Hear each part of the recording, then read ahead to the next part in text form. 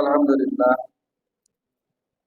সমস্ত তারিফ ও প্রশংসা মহান রবের দরবারে, যার অশেষ মেহেরবানিতে আজ পবিত্র জুমার দিন আমরা পৃথিবীর সমস্ত ব্যস্ততাকে পিছনে ফেলে একমুখী হয়ে একনিষ্ঠভাবে একমাত্র আল্লাহ তাআলার ইবাদত বন্দেগী করার জন্যই তার ঘর মসজিদে আসতে পেরেছি। সেজন্য সকলে শুকরিয়া আদায় করি, বলি আলহামদুলিল্লাহ। দরুদ ও তাসলিমাত বর্ষিত হোক মানবতার মহান মুক্তির দূত, মহান শিক্ষক, আমাদের প্রিয় নেতা নবী করিম সাল্লাল্লাহু আলাইহি ওয়াসাল্লামের উপর। সকলে বলি সাল্লাল্লাহু আলাইহি ওয়াসাল্লাম। গত জুমায় আলোচনা করছিলাম সূরা নিসা 165 নম্বর আয়াত পর্যন্ত আলোচনা শেষ হয়েছে। আল্লাহ কিছু কাফির, মুশরিক, মুনাফিক এদের প্রশ্নের জবাব দিচ্ছিলেন। আল্লাহ বলছিলেন যে তোমরা যেরকম বলছো যে মূসা আলাইহিস সালামের পরে আর কাউকে কিতাব দেওয়া হয়েছে, এই বিষয়ে আমরা জানি না। এই বিষয়ে আল্লাহ বলছেন যে তারপরে আরো যাবত তো তার পরের কিতাব, এটা তো তোমরা জানো। এই কথাগুলো তোমরা কিভাবে বলো? ঈসা আলাইহিস সালামের উপরে ইনজিল নাজিল হয়েছে, এগুলো তোমরা জানো না? এই ধরনের, এটা কি ধরনের কথা? এগুলো বলার পর আল্লাহ বলছেন লাকিনাল্লাহু ইয়াশহাদু বিমা আনজালা ইলাইকা আনজালাহু বিল ইলমি, কিন্তু আল্লাহ নিজেই সাক্ষ্য দিচ্ছেন বিমা আনজালা ইলাইকা, যা কিছু তোমার প্রতি নাজিল করা হয়েছে, আনজালাহু বিল ইলমি, জ্ঞানের সহিত এটা নাজিল করেছেন। ওয়াল মালাইকাতু ইয়াশহাদুন, এবং সমস্ত ফেরেশতারা ওনারাও সাক্ষ্য দিচ্ছেন। ওয়া কাফা বিল্লাহি শাহীদা, এত সাক্ষীর দরকার নাই, আল্লাহ একাই সাক্ষী দিলে যথেষ্ট। আল্লাহ আবার বলছেন কাফা বিল্লাহি শাহিদা, আল্লাহর একার সাক্ষ্য যথেষ্ট। এত সাক্ষ্য যথেষ্ট নয়, তোমরা স্বীকার করো আর অস্বীকার করো, তোমরা মানো আর না মানো, এতে কিছু যায় আসে না। ইন্নাল্লাযীনা কাফারু ওয়া সাদ্দু আন সাবিলিল্লাহি ক্বাদ দাল্লু দালালান বাঈদা, নিশ্চয়ই যারা কাফারু, কুফরি করে, ওয়া সাদ্দু, এবং মানুষকে বাধা প্রদান করে, আন সাবিলিল্লাহ, আল্লাহর পথ হতে, ক্বাদ দাল্লু দালালান বাঈদা, তারা পথভ্রষ্ট হয়ে বহু দূর দূরান্তের পথে হারিয়ে গেছে। এ বিষয়ে আরো কথা বলছি, কারণ এই আয়াতটা বারবার ঘুরে আসতেছে যে ক্বাদ দাল্লু দালালান বাঈদা। এর আগে আরো বহু আলোচনা গেছে যে পথভ্রষ্ট হয়ে দূরে গেলে কি সমস্যা, ঢাকার ট্রেন ধরে খুলনা যা পৌঁছলে কি সমস্যা, সকালবেলা ঢাকা পৌঁছাও হবে না, আপনার কাজও হবে না। ঠিক একই রকম ভাবে পথভ্রষ্ট হয়ে বহু দূর চলে গেছেন, এইভাবে মৌত হয়ে গেছে, আর ফিরে আসার কোনো কি নাই, সুযোগ নেই। এরপর আল্লাহ বলছেন ইন্নাল্লাযীনা কাফারু ওয়া যালামু লাম ইয়াকুনিল্লাহু লিয়াগফিরা লাহুম ওয়ালা লিয়াহদিয়াহুম তরিকা, খুব কঠিন এবং জটিল কথা। আল্লাহ বলছেন ইন্নাল্লাযীনা কাফারু, নিশ্চয়ই যারা কুফরি করে, ওয়া যালামু, এবং জুলুম করে। দুইটা বিষয়, এক কুফরি করে আর দুই জুলুম করে। পৃথিবীতে মানুষের এই দুটাই সমস্যা, মানতে চায় না। ভালো করে বলবেন, মানতে চায় না, এটা হচ্ছে কুফরি করা। আর জুলুম করা মানে কি? জুলুম করা মানে হলো আমি নিজেও মানি না, অন্য কাউকে মানতে দিব না, এটা হচ্ছে একটা জুলুম। আল্লাহর পথে বাধা সৃষ্টি করা, আমি নামাজ পড়ি না আর কাউকে নামাজ পড়তে দেব না, আমি ইসলাম মানি না আর কাউকে মানতে দেব না। যেমন পৃথিবীতে এখন এরকম জাতি আছে, এক আহলে কিতাব, এক হচ্ছে হিন্দু। ভারতের যারা হিন্দুত্ববাদী, এরা কি করে, একদিন আলোচনা করছি যে গরুর গোস্ত রান্না করলে খবর খারাপ আছে, তাই না? ওরা আবার কি করে, গরুর গোস্ত আবার প্রসেসিং করে ইউরোপে আমেরিকাতে পাঠায়, ওর জন্য হালাল। আর মুসলমানরা কুরবানি দিবে বা গরুর গোস্ত খাবে, এটা তাদেরকে কি জয়, মানে জোর করে জয় শ্রীরাম বলাচ্ছে। এই যে বাধা প্রদান, এই আহলে কিতাব ইহুদি নাসারা, এরা আল্লাহর পথে বাধা প্রদান করতেছে। এইটা হচ্ছে জুলুম। নানান প্রকারের জুলুম আছে, তার মধ্যে এটাও জুলুম। যার অধিকার, যার স্বাধীনতা, তাকে সেইটা না দেওয়ার নামে হচ্ছে জুলুম। এই জুলুম আমরাও করে থাকি বিভিন্ন ভাবে। আমার বাড়ির পাশে রাস্তা, আমি রাস্তা দেবো না, এই নিয়ে জুলুম, গ্যাঞ্জাম, গন্ডগোল চলতেছে। গত সপ্তাহে বলছি না জুলুমের বিষয়ে, আমার জমির মধ্যে আপনি ঢুকা গেলেন, একান্ত দিলেন না, এরকম হয়। তো এইগুলো জুলুম, এই জুলুম যদি করেন আর কুফরি যদি করেন, অস্বীকার মানতে যদি না চান, কি বলছেন? লাম ইয়াকুনিল্লাহ, আল্লাহ এইরকম নন, কিরকম নন, লিয়াগফির লাহুম, যে আল্লাহ তাদেরকে মাফ করে দিবেন। আর আমরা খালি মনে করি আল্লাহ মাফ করে দিবেন। আমরা তো কোরআন পড়ার ধার ধারি না। গত সপ্তাহে বলছি না, রমজান মাসে এখন মানুষ সব জাল লাগানো হয় কোরআনে। কোরআন আরবি আগে মানুষ একটু পড়তো, এখন তাও পড়ে। বাংলা তো বোঝেই না, বোঝার কোনো বালাই নাই। অথচ আল্লাহ সুস্পষ্ট ভাবে কোরআনে বলে রাখছেন যে আল্লাহ এইরকম নন, কেমন নন? লিয়াগফির লাহুম, যে তাদেরকে মাফ করে দিবেন। আর আমাদের চিন্তা চেতনা, যা আকাম কুকাম করি না কেন, কালমা যখন একবার পড়িছি, আল্লাহ মাফ করে দিবে, জান্নাতে একদিন না একদিন যাবো। এটা হচ্ছে সবচেয়ে বড় মিথ্যা ধারণা, মিথ্যা কথা, মিথ্যা আশা। আব্দুল্লাহ ইবনে উবাইয়ের মতন আমল তো করতেই পারিনি। আব্দুল্লাহ ইবনে উবাই 5 ওয়াক্ত জামাতের সহিত নামাজ পড়ছে, রোজা করছে, হজ করছে, যাকাত দিছে, আল্লাহ রাসূলের সাথে যুদ্ধ করেছে। এত কিছু করার পরেও সে মুনাফিক, ঠিক না? জান্নাতে যাবে? তা আমি কিভাবে চিন্তা করি যে কালমা যেহেতু একবার পড়েছি, কি আব্দুল্লাহ ইবনে উবাই কালমা পড়েনি? কি মনে করেন আপনি?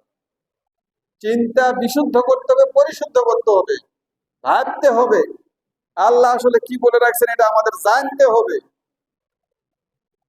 দলিল দস্তাবেজে কি লেখা আছে? দলিল দেখা নাই, জমি হামার। ঠিক, দলিল আগে অন্যজনের নামে হয়ে গেছে, ঠিক না? তাহলে দলিল না থাকলে লাভ নাই।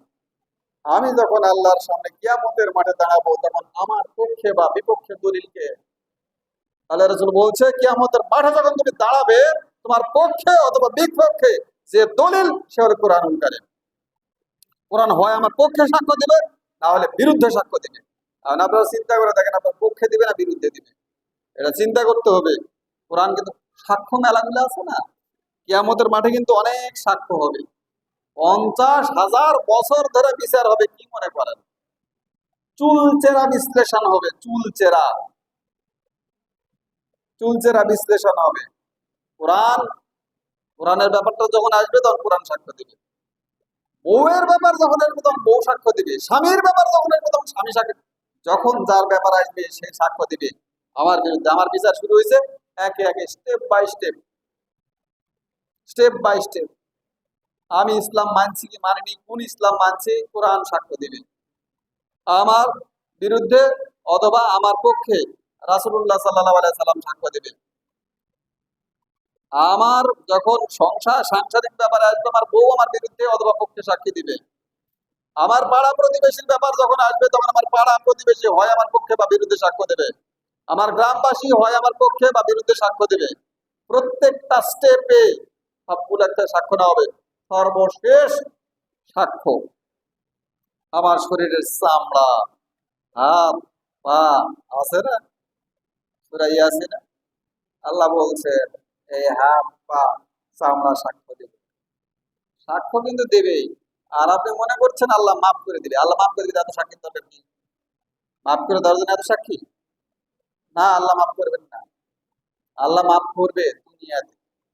দুনিয়াতে তওবা করেন, তওবা করার পর আল্লাহর কাছে কান্নাকাটি করেন, কর্ম সংশোধন করেন, ঈমান ঠিক করেন, আল্লাহ মাফ করে দিবে। কিন্তু আখিরাতের ময়দানে নয়।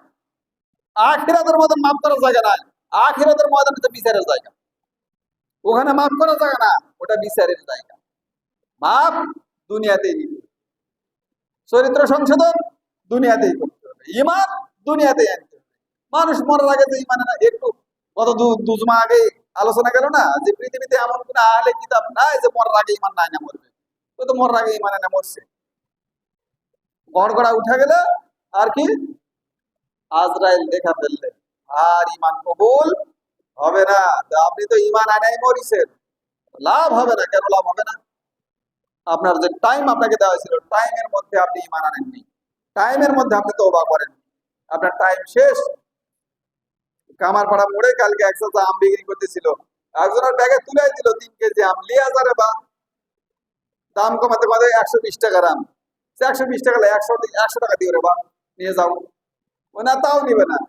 80 টাকা দিও, তাও নিয়ে যাও। কি জন্য সারতেছে?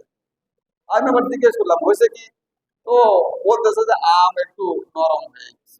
কি হয়েছে? এখনকার আম টাট থাকতে খাওয়া লাগবে, নরম হয়ে গেলে খেতে পারবে না।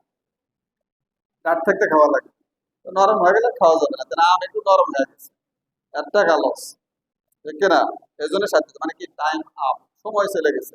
এই আমটা যদি কালকের দিন না হয় কালকের আগের দিনে হয়তো, ওর যদি বলা হতো যে চাচা 119 টাকা দিব, তাও দিত না।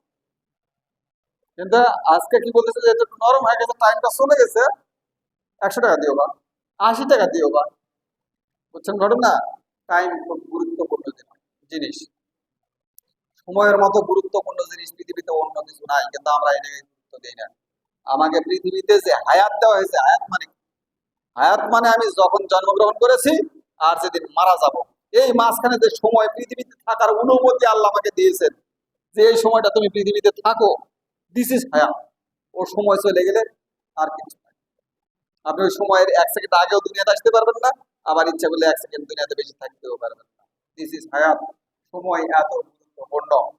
বিল গেটসের এত সম্পদ, মরার সময় আজরাইল চলে আসছে। বিল গেটস যদি বলে আমি জীবনে যত টাকা ইনকাম করেছি, আজরাইল সব তোমাকে আমি দিয়ে দিচ্ছি, 1 মিনিট টাইম দাও, একটা কাজ করতে বাকি আছে, দিবে? সময়ের দাম কত? মান না, এই জন্য ভালো লাগে না। সময়ের দাম বুঝবেন যেদিন আজরাইল হাজির হবে। সময় কাজে লাগাতে হবে, সময় থাকতে ইমান আনতে হবে, সময় থাকতে চরিত্র সংশোধন করতে হবে। মরে যাওয়ার পরে মাপ পাওয়ার কোনো সিস্টেম নাই। মাপ দুনিয়াতেই নিয়ে যেতে হবে, দুনিয়াতেই চরিত্র সংশোধন, কর্ম সংশোধন করতে হবে। মরে যাওয়ার পরে কোনো লাভ হবে না। মরে যাওয়ার পরে আমরা আবার উল্টা চিন্তা করি। হাদিসে আছে একজন হাফেজ 40 জন তার পরিবারের এমন লোক যার জন্য জাহান্নাম ওয়াজিব হয়ে গেছে, তাকে জান্নাতে টেনে নিয়ে যাবে। হাদিসে আছে, হাদিসে আছে। হাদিস দেওয়ার বিচার হবে? হাদিস কি জিনিস জানেন আপনারা? হাদিস হচ্ছে ধারণা। হাদিস কিন্তু দলিল প্রমাণ না। আমাদের সমাজের আলেমরা দলিল প্রমাণ দেয়, আমার এগুলো মাথায় ধরে না। এগুলো বললে আবার আপনারা মাইন্ড করেন অনেকে, মাইন্ড করা জিনিস না। হাদিস হচ্ছে ধারণা। সত্য হতে পারে, মিথ্যা হতে পারে, আমার কাছে কোনো অথেন্টিক সোর্স নাই। হাদিস কোনো অথেন্টিক সোর্স না। কত হাদিস আজীবন আমরা মানে আসতেছি, এখন যাচাই বাছাই, অ্যাসিড টেস্ট সোনার মতন, সোনাতে সোহাগা দেয়, অ্যাসিড টেস্ট করলে যেমন হয় ওরকম উড়ে চলে যাচ্ছে, ঠিক আছে? দলিল তো কোরআন, এই জন্য আল্লাহ নাম দিয়েছেন ফুরকন। ফুরকন মানে দলিল, মানদণ্ড, সত্য মিথ্যা ফারাক করে দিবে। আপনি কোরআন দিয়ে যখন যাচাই করছেন তখন আর টিকছে না। এই ধরনের হাদিস কেন বলেন? আল্লাহ এখানে বলছে যে তুমি যদি কুফরি করো, তুমি যদি জুলুম করো, তাহলে আল্লাহ এইরকম নন লিয়া গাফের যে আল্লাহ তোমাকে মাফ করে দিবেন।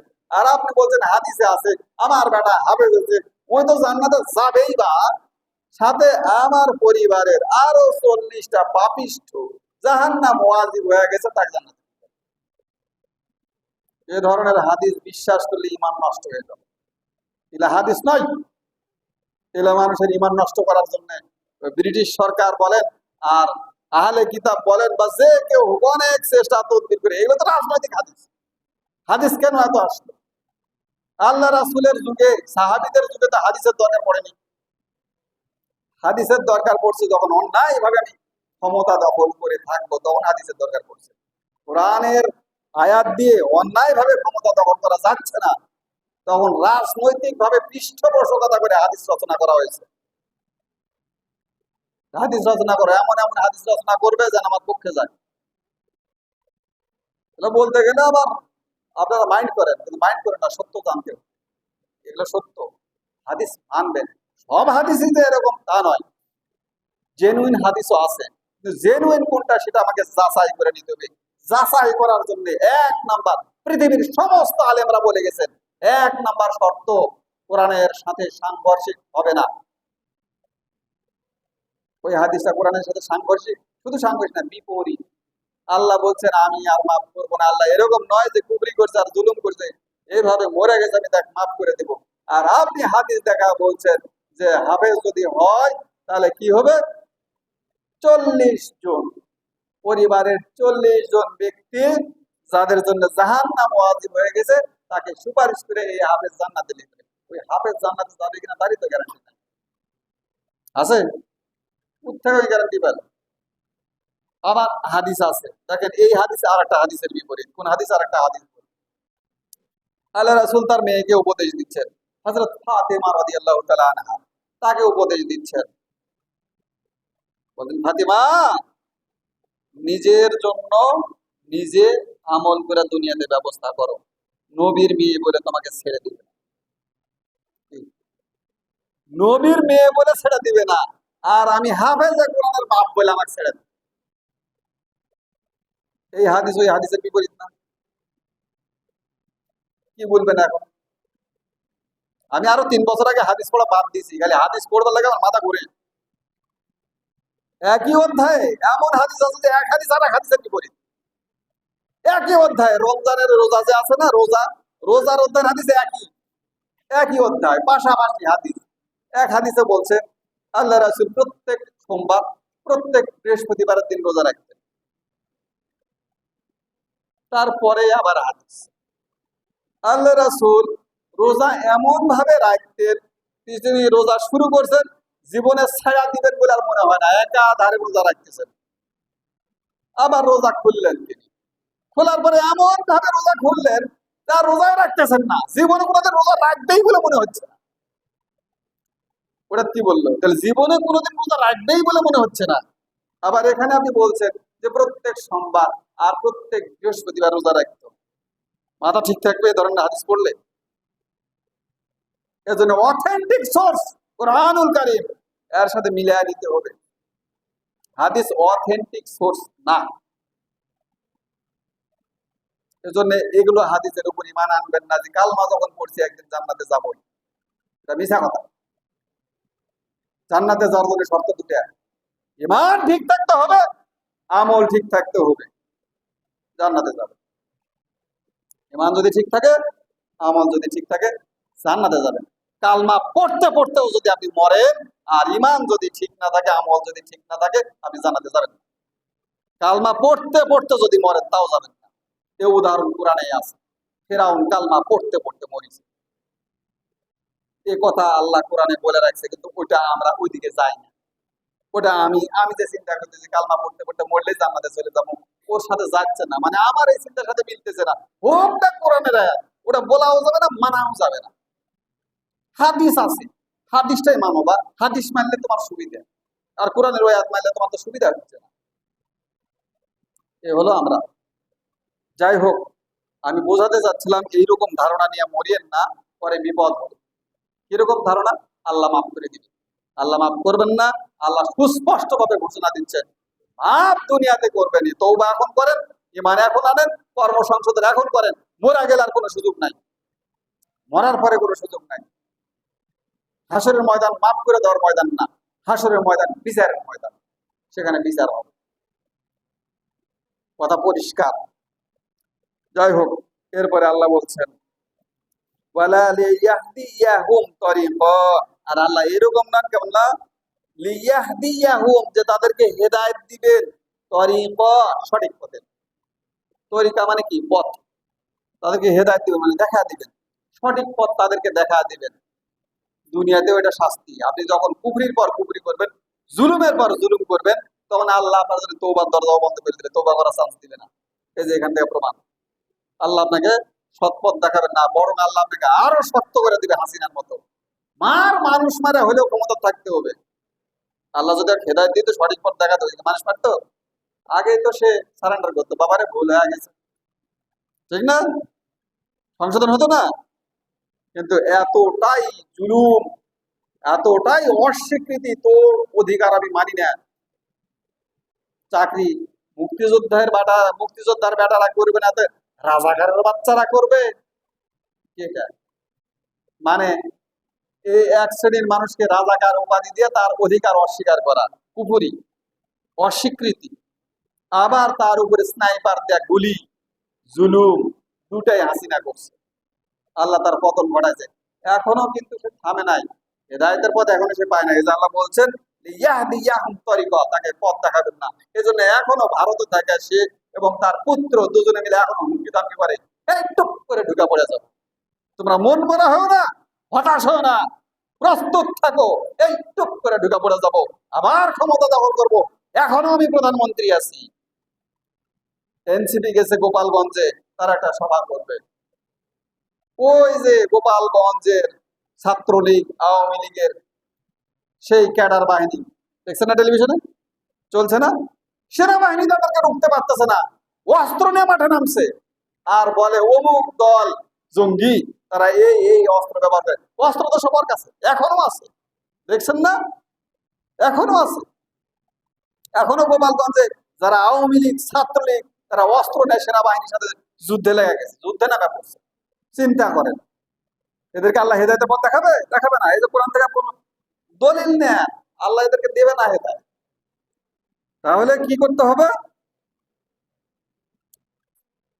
আপনাকে দুনিয়াতে থাকতেই তওবা করতে হবে। এরপরে আল্লাহ বলছেন এদেরকে একটা পথ দেখাবেন। আল্লাহ যে দেখাবেন না এমন নয়। কোন পথ দেখাবেন না? হেদায়েতের পথ দেখাবেন না, কিন্তু পথ দেখাবেন। কি পথ?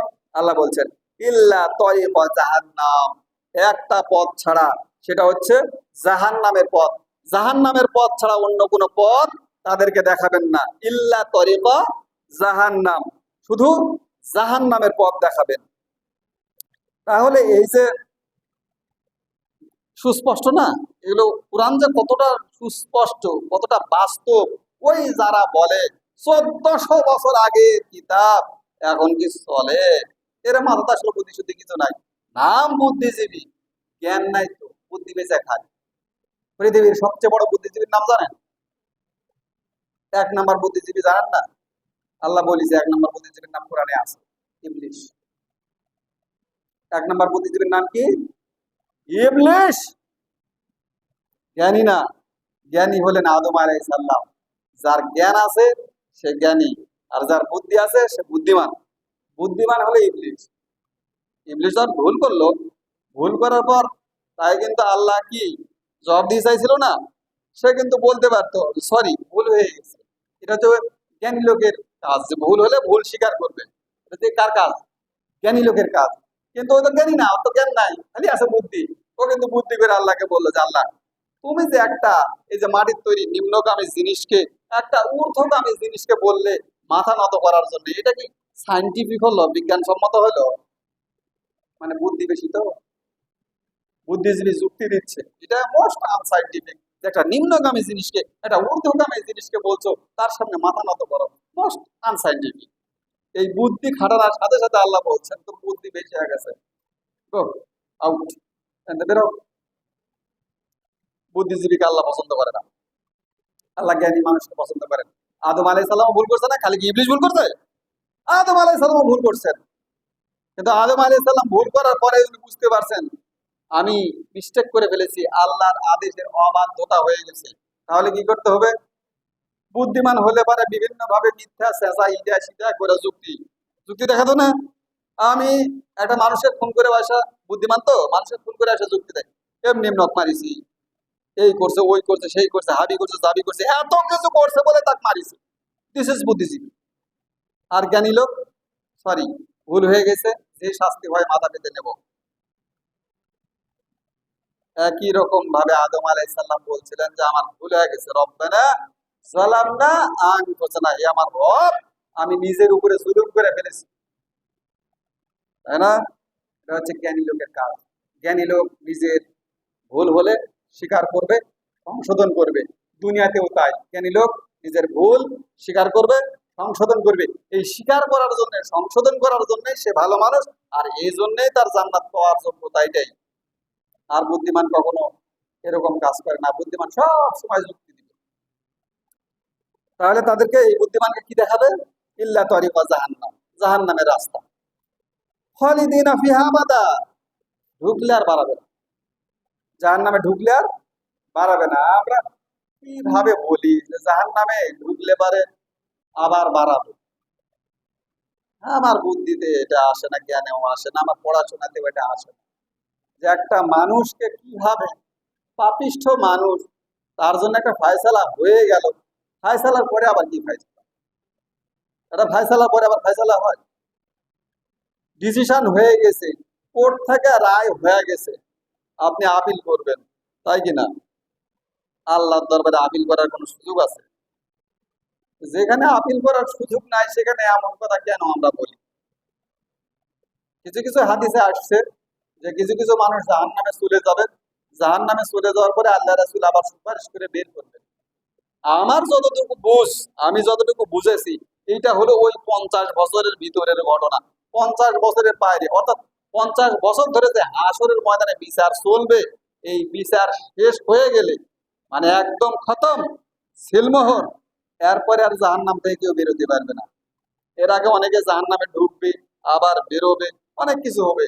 50টা স্টেজে মানুষের বিচার ফায়সালা হবে, সাক্ষ্য আদায় হবে, এর মধ্যে কাউকে জাহান্নামে ঢুকানো হবে, আবার বের করা হবে, অনেক কিছু হবে 50,000 বছর ধরে। কিন্তু 50,000 বছরের বিচার যখন শেষ হয়ে যাবে, এই বিচার শেষ হওয়ার পরে জান্নাতীরা জান্নাতে, জাহান্নামীরা জাহান্নামে, এরপরে আর বের হওয়ার কোনো চান্স নাই। খালিদিনা ফিহা আবাদা। যেমন মনে করেন দুনিয়াতে বিচার হলে কি হয়, একজন আসামি ধরে নিয়ে গেছে, অপরাধী হোক আর নিরপরাধ হোক, হাজতে আছে, ঠিক কিনা? হাজতে আছে, ওকে নিয়ে এসে কাঠগড়া তোলে, আবার হাজতে ভরে, আবার কাঠগড়া তোলে, আবার হাজতে ভরে, এগুলো করে, ঠিক আছে না? এরপরে যদি তার রায় হয়ে যায় ফাঁসি, আবার করবে ফাঁসি, শেষ। তার মানে লাস্ট রায় হয়ে গেলে আর ওই কাঠগড়া তার নিয়ে আসবে। আবার যদি ওখানে তার জন্য বিচার হয়ে যায় বেকসুর খালাস, ওকে আবার জাহান্নামে ঢুকাবে, মানে ওই হাজতে ঢুকাবে? ঢুকাবে না। তার মানে এই ঢুকানা বাড়ানো চলবে বিচার প্রক্রিয়া চলাকালীন সময়, অর্থাৎ 50,000 বছরের সময় যে বিচারটা হবে, এই সময় পর্যন্ত এই চান্স। এই সময় শেষ, 50,000 বছর সময় শেষ, বিচার ফায়সালা শেষ, খাতাতে সিলমোহর হয়ে গেছে, যে জাহান্নামে চলে গেছে, ওর আর বের হওয়ার কোনো চান্স নেই। আচ্ছা, এরপরে আল্লাহ বলছেন ওয়া কানা যালিকা আলা আল্লাহি ইয়াসিরা। আর এই কাজটা, কোন কাজ? যে জালিমকে, কাফিরকে জাহান্নামের পথ দেখাবেন, তাদেরকে জাহান্নামে দিবেন, জাহান্নামে চিরদিন চিরস্থায়ী ভাবে রাখবেন। এই কাজটা আল্লাহর জন্য অত্যন্ত সহজ। আমরা তো বহু কাজ করতে হিবা যায়, ধোকা যায়, পারি না, তখন কি করি? না, আর পারা যাবে না, ছেড়ে দিই। আল্লাহ কি এরকম? আল্লাহর জন্য খুবই সহজ, easy। এরপর আল্লাহ বলছেন ইয়া আইয়ুহান নাস, হে মানুষ, কদ জাআকুমুর রাসূলু বিল হক, তোমাদের কাছে এই যে রাসূল আসছেন, ইনি সত্য সহকারে আসছেন, সত্য রাসূল আসছেন। তার সম্পর্কে তোমরা যে সন্দেহ করছো, তার কাছে যে ওহী আসছে এটা তোমরা সন্দেহ করছো, এটা সন্দেহ করার কিছু নাই। বিল হক মির রাব্বিকুম, এবং তিনি তোমাদের রবের পক্ষ থেকে এসেছেন। ফাআমিনু, সুতরাং তার উপরে ঈমান আনো। খায়রুল লাকুম, তোমাদের কল্যাণ হবে। ঈমান আনলে কি হবে? কল্যাণ হবে। ওয়াইন তাকফুরু, আর যদি তাকে মানে নিতে অস্বীকার করো, ফাইন্না লিল্লাহি মা ফিস সামাওয়াতি ওয়াল আরদ, তাহলে মনে রেখো আসমান জমিনে যা কিছু আছে সব কিছুর মালিকানা আল্লাহ, তোমার নয়। তুমি ধরাকে সরা জ্ঞান করে বহুত কিছু মনে করছো, কিন্তু আসলে মাথায় রাখো সবকিছুই কিন্তু আল্লাহ। তুমি সহ, তুমি কিন্তু জমিনের বাইরে না। আমি কি জমিনের বাইরে নাকি? আল্লাহ ওই জন্য বলছে ইন্না লিল্লাহি মা ফিস সামাওয়াতি ওয়াল আরদ, আসমান জমিনে যা কিছু আছে সবই আল্লাহ। তার মানে তুমিও আল্লাহ, তুমি কিন্তু আল্লাহর থেকে বাইরে যেতে পারবে না, আল্লাহর সীমানা ভেদ করে চলে যেতে পারবে না। জ্ঞানকার ভাব দেখিও না। ওয়া কানা আল্লাহু আলিমান হাকিমা, আর আল্লাহ হচ্ছেন আলিম, যা কিছু করছে সব কিছু নখদর্পণে আছে, তিনি জানেন। হাকিমা, যথাযথ বিচার করবেন। আলিম, জানেন, জ্ঞানের ভিত্তিতে বিচার করবেন। এমন নয় যে একজন মিথ্যা সাক্ষ্য দিল, সেই মিথ্যা সাক্ষ্যের উপর ভিত্তি করে আপনার বিচার হবে, আমার বিচার হবে, বিষয়টা এরকম না। কেউ যদি মিথ্যা সাক্ষ্য দেয়, ক্রস কানেকশনে কেটে যাবে। একটা উদাহরণ দিয়েই কথা শেষ করে দিব। আমি যখন নওগাঁ সরকারি কলেজে পড়ি, তখন রাত্রে বেলা রেড হলো, আওয়ামী লীগ সরকারের আমল, রেড হলো, পুলিশ আসা সবাইকে ধরছে, আমাদের শিবিরে ম্যাচ রেড হলো। দুই ভাই ছিলেন, অনেকে চলে গেছে, ম্যাচে ছিল না। তার মধ্যে দুই ভাইকে সামনে পাইছে, দুই ভাইকে জেরা করছে পুলিশ। একজনকে বলছে এই তুমি কি, তো বলছে আমি সদস্য। সদস্য সম্পর্কে জ্ঞান নাই, ছেড়ে দিচ্ছে, ঠিক আছে যাও তুমি যাও। এরপরে আরেকজন আব্দুল কুদ্দুস, সাতবাড়িয়া বাড়ি, ওকে বলছে এই কুদ্দুস আপনি কি, তো বলছে আমি সাথী, যেটাকে হ্যান্ডকাপ লাগাও। এরপরে ইলিয়াস ভাই ছিল বদলগাছি বাড়ি, ইলিয়াস ভাইকে বলছে এই তুমি কি, তো বলছে আমিও সাথী, যেটাকে হ্যান্ডকাপ লাগাও। দুজনকে লেসে রেখেছে। চলে যাওয়ার পর 13 দিন তারা হাজতে ছিল। 13 দিন হাজতে থাকার পর মামলা উঠছে কোর্টে, কোর্টে মামলা ওঠার পর ম্যাজিস্ট্রেট বিচার করতেছেন। এখন বিচার মামলা দিছে মাদকের মামলা, এরা গাঁজা খোর, গাঁজা খায়, গাঁজা বেছে, এরকম মামলা দিছে। তো যাই হোক, তো এইটা দেখে ম্যাজিস্ট্রেট আবার তাকাইলো, উকিলেরা জেরা করতেছে, দুই উকিল, দুই পক্ষের উকিল জেরা করতেছে। তো বাদী পক্ষের উকিল মানে রাষ্ট্রপক্ষের যে উকিল, যেহেতু রাষ্ট্রীয় উকিল, সে জেরা করতেছে, হ্যাঁ এরা এরকম এরকম মাদকের ব্যবসা করে, এইভাবে মাদক খায়, মাদক ছড়া দিচ্ছে, যুব সমাজের এভাবে ক্ষতি হচ্ছে, এভাবে জেরা করতেছে। তো ম্যাজিস্ট্রেট শুধু দেখতেছেন, নথিপত্র দেখতেছেন, দেখার পরে উকিলকে বলছে, এই থামেন। উকিল জেরা করতেছে, উকিলকে বলছে, এই থামেন। উকিল থামলো, থামার পরে বলতেছে, ছেলে দুটো তো শিবিরের ছেলে, আমি জীবনে কোনোদিন শুনিনি এই যে শিবিরের ছেলে বিড়ি খায়, আর আপনি গাঁজা খুরের কেস নিয়ে আসছেন। হ্যাঁ, অন্য কেস দিতে পারেন নেই, কাজ কাজ করে লেগে বলে যাও জামিন। তার মানে যে ম্যাজিস্ট্রেট ওখানে ছিলেন, সেই ম্যাজিস্ট্রেট জানে, শিবির সম্পর্কে তার জানা আছে যে শিবিরের ছেলে পেলে বিড়িও খায় না। ও কিন্তু উকিলের আর জেরা শুনেনি, ওদের আদালতে তোলার সাথে সাথে বলছে যাও জামিন, জামিন দিয়ে দিছে। পরে গিয়ে দেখা যাবে জামিন, উকিলের জেরা শুনেনি। এইরকম জ্ঞানের ভিত্তিতে, যাদের জ্ঞান আছে জ্ঞানের ভিত্তিতে ফায়সালা, উকিলের জেরাও শুনবে না, সাক্ষীর সাক্ষ্যও শুনবে না। আল্লাহ রাব্বুল আলামিন ওই জন্য বলছেন, কান আল্লাহু আলিমান হাকিমা, আল্লাহ হচ্ছেন আলিম, জানেন। আপনি যতই তার বিরুদ্ধে সাক্ষ্য দেন, আল্লাহর কাছে বিরুদ্ধে সাক্ষ্য দিয়ে লাভ হবে না, হাকিম, সঠিক বিচার করবেন। আল্লাহ রাব্বুল আলামিন আমাদের সবাইকে যতটুকু আলোচনা করেছি এগুলো বোঝার তৌফিক দিন, আমল করার তৌফিক দিন। আমিন। বারাকাল্লাহ।